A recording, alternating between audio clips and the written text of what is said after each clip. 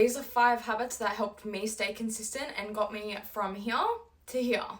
The first one is goal setting. Once I actually knew what I was working towards, I started feeling so much more confident because I had a reason behind what I was doing. Having goals gave my routine 10 times more purpose. It made it so much easier to show up because I knew what I was showing up for. The second one is waking up earlier and going to bed earlier. When I start my day earlier, I have more time to get things done. And sleep is so important. It's something I neglected for a really, really long time. Having late shifts, it was hard to not doom scroll before I went to bed. But seriously, put the phone down and go to sleep. Your body needs that time to recover, build muscle, have energy, and actually perform well. The third one was changing how I looked at being active. I used to see movement as something that I had to do so I can see results. So I found ways to make it more fun, whether that was going for a walk and listening to a podcast, or going on a run with a friend, or walking the dogs, or kicking the soccer ball with my family. Once I stopped seeing movement as punishment, it made it so much easier to stay consistent. The fourth one was finding better ways to fuel my body. This was a big one for me because I love food.